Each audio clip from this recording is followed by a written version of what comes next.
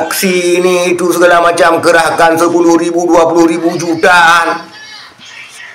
Karena suatu kepentingan untuk membungkam demokrasi, membenturkan satu orang dengan jutaan orang. Relawan itu memikirkan mana yang dikritik. Oh, Jokowi ini dikritik misalnya karena kekurangan ini. Pikirkan kekurangan tersebut harus kita tutupi. Itu yang dinamakan relawan. Tanggal 10 ya 10.000 lah di Jakarta kita akan turun. Melakukan kegaling ini kan melahirkan, memantik kegaduhan. Ya, nah sekarang mana yang lebih waras? Memantik kegaduhan. Allah, bicara apa? Siapa sebenarnya yang memantik kegaduhan? Ini yang memantik kegaduhan pertama kali. Kalau kami rakyat yang melihat, khusus Anda, membesar-besarkan ini, menyeret-nyeret ini, memprovokasi, mengumpulkan relawan-relawan, mengumpulkan rakyat-rakyat. Ini karena tanggal 10 katanya 10.000, kalau 20.000. Kumpulkan barang 1 juta, 10 juta. Seorang relawan kerjaannya ingin membenturkan seorang warga negara yang mengkritisi secara demokrasi dengan ratusan warga negara. Ingin mempersekusi seorang warga negara yang kritis terhadap pemerintah dengan jutaan warga negara. Mana yang benar, mana yang benar? Apakah aksi semacam yang Anda kerjakan itu sudah benar? Kemungkinan karena ada sesuatu kepentingan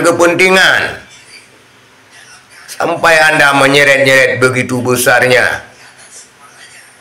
Saya sebagai rakyat kecil tetap mendukung Rocky Gerung. Karena presiden bukan Allah, presiden bukan Tuhan. Wajib dikritik dan harus dikritik. Karena menyangkut dengan kepentingan rakyat banyak. Ini di desa-desa rakyat lagi sekarat. Komoditi pertanian tidak pernah naik-naik. Harga karet turun. Petani hidup megap-megap. Anda enak-enak saja menyeret-nyeret demikian. Karena hidup enak. Bicara mana yang akal sehat, mana yang akal waras. Kalau mau akal sehat, akal waras, semua harus memakai akal sehat. Kalau Rocky Gerung, Anda menyarankan untuk menggunakan akal sehat, Anda juga harus mempunyai akal sehat. Sebenarnya sekarang ini pejuang demokrasi hanya Rocky Gerung. Hanya Rocky Gerung.